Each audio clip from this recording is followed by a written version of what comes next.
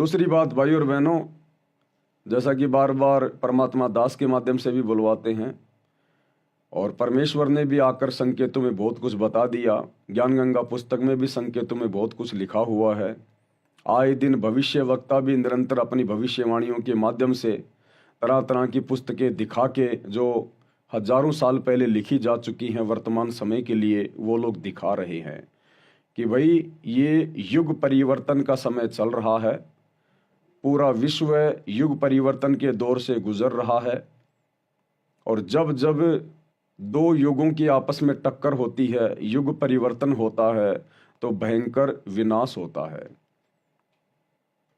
और आपने कल देखा होगा सोशल मीडिया पर, थाईलैंड में 7.7 रिएक्टर स्केल का एक बड़ा भूकंप आया। सैकड़ों की संख्या में बहुमंजिला इमारतें जमीन में समा गई। कई हजारों की संख्या में वहां पर लोग मारे गए। तो भाई और बहनों, आने वाले समय में ये हर जगह होगा, हर जगह देखने को मिलेगा। हिंदुस्तान में भगवान आया हुआ है, परमात्मा अल्लाह कबीर कल की भगवान सतगुरु रामपाल जी हिंदुस्तान में आए हुए हैं। इसलिए हिंदुस्तान के लोगों को चेतावनी है, उनको मौका है कि अभी भी जाग जाएं, सुधर जाएं, अपने गुनाहों से तौबा कर लें, बुराइयों को किनारे कर दें, नेक नीति ईमानदारी से जीवन जीना शुरू कर दें। मुट्ठी भर भी समय नहीं बचा है तबाही के लिए, विनाश के लिए। और केवल बुराइयां छोड़ने से, गुनाहों से तौबा करने से बात नहीं बनेगी। साथ में आपने सतगुरु रामपाल जी परमेश्वर जी की शरण में आना पड़ेगा, यदि अपना और अपने परिवार का आने वाले महाविनाश में बचाव चाहते हैं तो। आज बड़े बड़े धर्मगुरु, बड़े बड़े भविष्य वक्ता बैठकर प्रवचन कर रहे हैं कि कल की भगवान आ चुका है, कल की भगवान आ चुका है, वो अपनी लीला कर रहा है, गुप्त रूप में अपना कार्य कर रहा है। अरे तो फिर इतना भी बता दो, अगर तुम इतने विद्वान हो, अगर तुम्हें इतना ही पता चल गया, अगर तुम्हारी दिव्य दृष्टि काम कर रही है, जरा भी तुम्हारे अंदर भक्ति शेष है, तो फिर ये भी बता दो ना, वो कल की भगवान कहाँ बैठा हुआ है, वो कल की भगवान कौन है। जब तुम्हें ये पता चल गया कि वो आ चुका है और अपना कार्य कर रहा है, तो फिर ये बताने में क्यों शर्मा रहे हो कि वो कल की कौन है। बता दो सीधा सीधा, अगर तुम्हारी दिव्य दृष्टि काम कर रही है तो, कि वही हिसार जेल में बैठा है अपने मिशन के तहत और नाम है सतगुरु रामपाल जी, यही है वो कल की भगवान। कोई घोड़े पे बैठ के आने वाला नहीं है कोई कल की, हाथ में तलवार लेके आने वाला नहीं है कोई कल की। वो तो विष्णु का अवतार, वो तो लाखों साल बाद में आएगा, कलयुग के अंत में। वर्तमान में जो कल की है, कलयुग का भगवान, जो कलयुग में सतयुग लेके आएगा, भारत को विश्व गुरु बनाएगा, पाप आत्माओं का खात्मा होगा, सत्यानाश होगा प्राकृतिक आपदाओं में, वो नहीं मारेगा किसी को। जो वर्तमान में कल की आया हुआ है वो संत रूप में है, और संत कभी किसी को दुखी नहीं करते, परेशान नहीं करते, संत कभी चींटी भी नहीं मारता। तो सतगुरु रामपाल जी कोई हाथ में तलवार लेके दुनिया को नहीं काटेंगे, पाप आत्माओं को नहीं मारेंगे, उनके कर्म उन्हें खुद मार डालेंगे। राम किसी को मारे नहीं, मारे तो हत्यारा राम, अपने आप ही मर जाएंगे कर कर खोटे काम। संत अपना ज्ञान देकर दुनिया को संवारते हैं, सुधारते हैं। जो उनकी शिक्षाओं में चलता है, उनके सत्संग सुनता है, उनकी मर्यादाओं में रहता है, उनकी भक्ति करता है, वो स्वतः ही देवता बन जाता है। तो संत भैया अज्ञान के ऊपर अपने ज्ञान रूपी हथियार से प्रहार करता है। संत अज्ञान के ऊपर अपने ज्ञान से, तत्व ज्ञान से विजय प्राप्त करता है। और जो जो आत्माएं उनके शरण में आ जाएंगी, उनका तो बाढ़ भी बाका नहीं होगा, बाढ़ भी बाका। बाकी भैया पूरा विश्व थर्राएगा, पूरा विश्व थर्राएगा। अभी भूकंप आ रहे हैं, अभी वैज्ञानिक क्यों नहीं बताते भाई क्यों आ रहे हैं भूकंप, क्या दिक्कत आ गई अब ऐसी। आज से पहले तो नहीं आते थे ये पहले, अब क्यों आ रहे हैं। वैज्ञानिक कहेंगे पृथ्वी के अंदर की वो प्लेटें खिसक गई। क्यों खिसक गई भाई, वो प्लेटें क्यों खिसक रही है, क्या दिक्कत आ गई उन प्लेटों को। तो ये तो अपने हीट एंड ट्रायल मेथड के आधार से बातें करते हैं वैज्ञानिक, जितना इनको पता होता है, इससे ज्यादा नहीं पता इनको अध्यात्म का। अब गुरुदेव भगवान ने बताया कि जब वो शैतान, वो काल, जब उसको भूख लगती है, वो अपने शैतान लोक से, 21वें ब्रह्मांड के अंतिम लोक से, ब्रह्म लोक से वो दहाड़ मारता है, दहाड़। तब तुम्हारी ये तीनों लोक कांप जाते हैं, तीनों लोक। तब ये तुम्हारी ये पृथ्वी कांपती है, इनकी ये प्लेटें कांपती हैं, वैसे नहीं कांपती है प्लेटें। उस शैतान को जब भूख लगती है ना, जब उसने महाविनाश करना होता है, तब वो धाड़ मारता वहां से कि दुर्गा, भोजन भंडारे में इतनी देर क्यों कर दी। वहां से धाड़ मारता वो, जैसे शेर जंगल में धाड़ मारता है, छोटे मोटे जानवर बेचारे कांपने लग जाते हैं। तो वो ज्योति निरंजन, वो काल, वो शैतान, वो धाड़ मारता है, क्योंकि युग परिवर्तन का दौर चल रहा है और उसको पता है कि जितना भोजन समेटा जा सके उतना समेट ले। और वो कोई आलू टमाटर की सब्जी नहीं खाता, वो बैंगन भरता नहीं खाता, वो आप और हम जीवों को खाता है, इंसानों को खाता है। हमारे सूक्ष्म शरीर की वासना को तपत शिला पे निचोड़ निचोड़ के, भून भून के खाता है। तो भैया अब उसको आभास हो गया, उसको पता हो गया। जब आप लोग अध्यात्म से परिचित हो जाओगे, सृष्टि रचना से परिचित होगे, सतगुरु रामपाल जी के प्रवचन सुन के, तो आपको पता चलेगा कि इस कबीर परमात्मा सतगुरु रामपाल जी का और इस शैतान का, इस काल का एग्रीमेंट हुआ था। और इस काल ने स्वयं कहा था अपनी सूझबूझ से कि आप कलयुग में जितने मर्जी जीव अपने सतलोक ले जाना, मैं आपको नहीं रोकूंगा। तो अब इस काल को पता है वो कलयुग की बिचली पीढ़ी आ चुकी है और अब जीव आत्माएं मेरे लोक से जाएंगी, मेरा भोजन मेरे घर से बाहर जाएगा।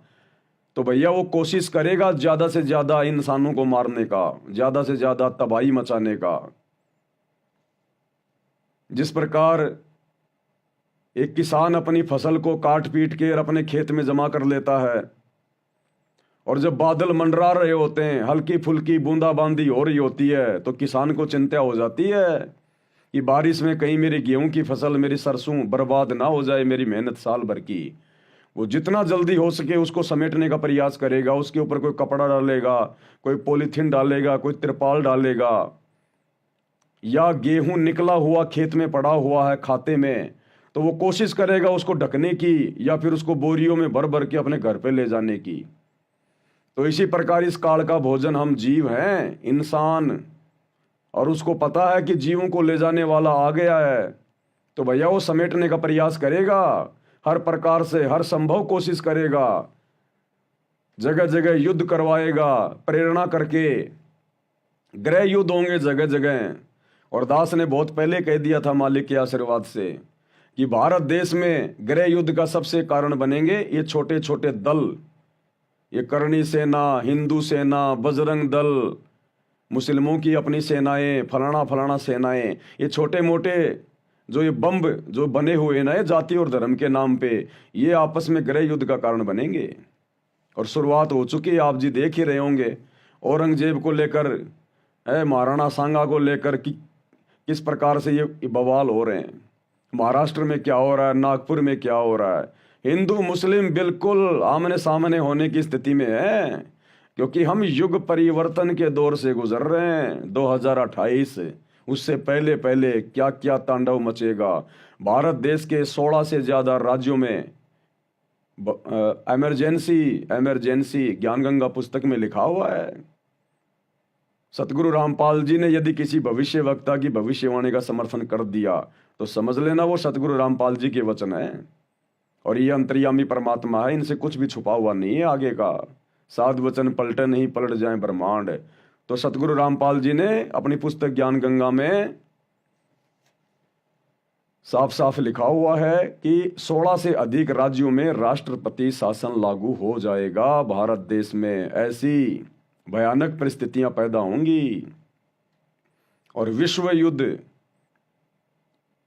उसके बाद ये अकाल पड़ना, भूकंप आने जगह जगह, अतिवृष्टि, अनावृष्टि, महामारियां आएंगी। कोरोना तो केवल एक ट्रेलर था छोटा सा, अभी कोरोना के बाप दादा निकल के आएंगे। बाप दादा कहाँ जाओगे, क्या खाओगे? सरकार नहीं देगी, ये सरकार नहीं देने वाली भैया। कोरोना में किसको दिया, कितना दिया? तुम्हें घर से बाहर भी नहीं निकलने दिया। ये हाल होगा आने वाले समय में। अब पता चलेगा कि भक्ति क्या है और भगवान क्या है।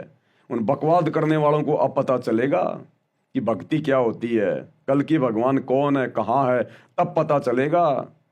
जब उन भयानक परिस्थितियों में तुम्हारे ये देवी देवता, हिंदुओं के सारे देवी देवता, आचार्य शंकराचार्य चूहों की तरह ये बिलों में घुस जाएंगे, ये मुसलमानों के ये नकली खुदा, पीर, पैगंबर, ये सब बिलों में घुस जाएंगे।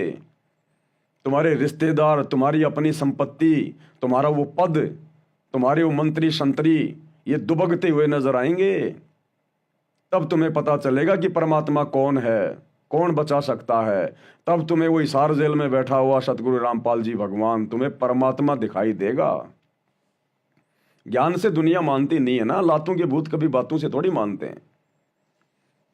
इसलिए ये देश विदेश में जो घटनाएं हो रही है ना, ये प्राकृतिक घटनाएं, जैसे थाईलैंड में भूकंप आ गया अभी, ये पूर्व चेतावनी है हम भारतवासियों के लिए कि कम से कम तुम तो जाग जाओ, तुम तो पहचान लो अपने बाप को, अपने परवरदिगार को। सत्संग सुनने में क्या जाता है, झटके थोड़ी लग रहे हैं। सारा दिन मोबाइल में बकवाद भी तो देखते हो दिन रात। सत्संग सुनने में तुम्हें जोर आता है, तुम्हें दिक्कत आ रही है। आने वाले समय में पता चलेगा तुम्हें, वो फिल्में, अश्लील गाने, शराब पार्टी, खाना पीना, पिकनिक, वो तुम्हारे कुछ काम नहीं आएगा। तो पूर्व चेतावनी है भाई, आने वाले 3 से 4 वर्षों में क्या होने वाला है किसी को आइडिया भी नहीं है। आइडिया भी, भविष्य के बारे में कोई राजनेता नहीं जानता का, ये नकली साधु संत नहीं जानते। भविष्य के बारे में भगवान बताता है, और भगवान ने, सतगुरु रामपाल जी ने सब कुछ बताया हुआ है। तो आने वाले समय में बचाव केवल उन्हीं आत्माओं का होगा जो या तो वर्तमान में सतगुरु रामपाल जी की शरण में रह के भक्ति कर रहे हैं, या फिर जिनमें धार्मिकता शेष है, जो धार्मिक आत्माएं हैं, जो गलत काम करने से बेचारे डरते हैं, जो शाकाहारी हैं, कोई नशा नहीं करते, कोई बुराई नहीं करते, बेवजह किसी को दुखी नहीं करते, परेशान नहीं करते, या फिर उस प्रकार की आत्माएं बचेंगी। बाकी भाड़े के भाव जाएंगी, बांग के भाड़े। जय गुरुदेव पंथ के प्रवर्तक श्री तुलसीदास जी यहां तक अपनी भविष्यवाणी में बोल के चले गए कि 12-12 कोस तक दीपक जलते दिखाई देंगे। यानी जनसंख्या इतनी कम हो जाएगी, 12-12 कोस, यानी 30-30, 40-40 किलोमीटर पर आपको कहीं कहीं इंसान दिखाई देंगे, आदमी। लाशें उठाने वाला नहीं मिलेगा, कोई लाशें उठाने वाला। जैसे महाभारत के युद्ध में क्या हुआ था, गिद्धों ने लाशें खाई थी, जानवरों ने लाशें खाई थी, कोई दफनाने वाला नहीं था।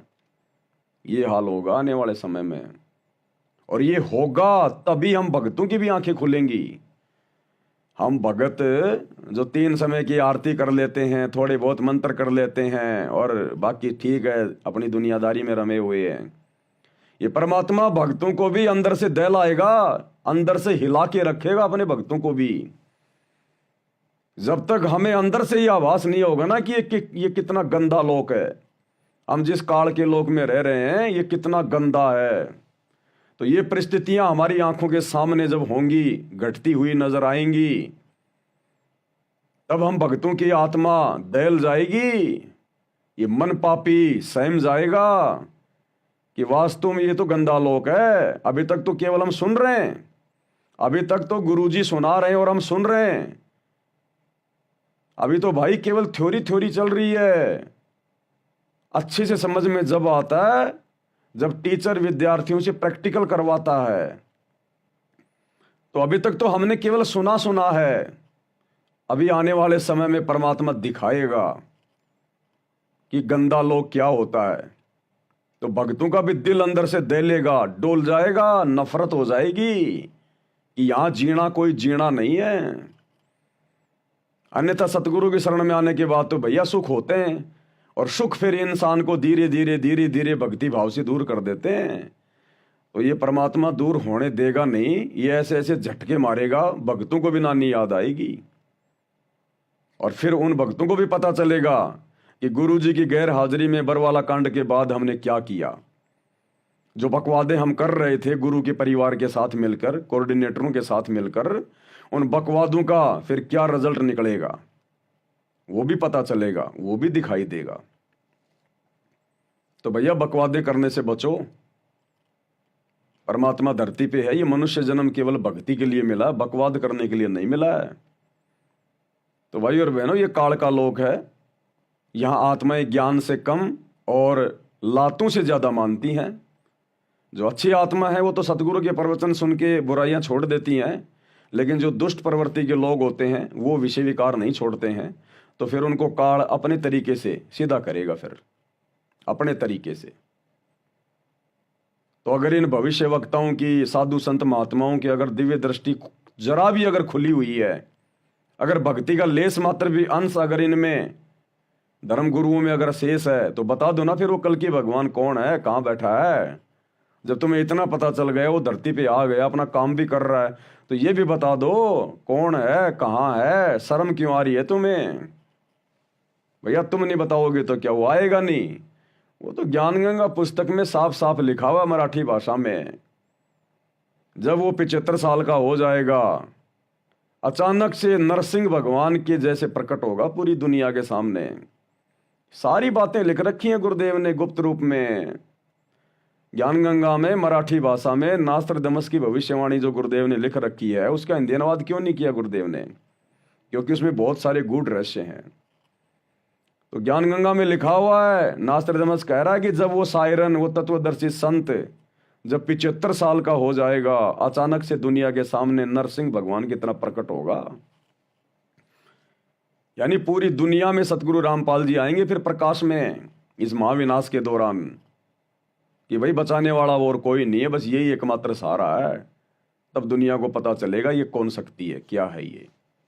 अभी तो भगत ही गफलत में जी रहे हैं। अभी तो भगतों को ही अपने गुरु में भगवान नजर नहीं आ रहा। एक अपने जैसा 2 कोड़ी का जीव समझ रहे हैं अपने गुरु जी को, और एक कागज का टुकड़ा, वो कबीर की मुर्दा फोटो दाढ़ी मूछ वाली, उसको भगवान मान के पूज रहे हैं। जून के महीने में कबीर प्रकट दिवस मना रहे हैं। अभी तो भक्तों को ही नजर नहीं आ रहा भगवान, दुनिया वालों को कहां से नजर आएगा। तो ये दुनिया को बंदर दिखाएगा भगवान आने वाले समय में। भाई जो गुरु बचन पे डट के, कट गे फंद 84 के, कट गे फंद 84 के, कट गे फंद 84 के।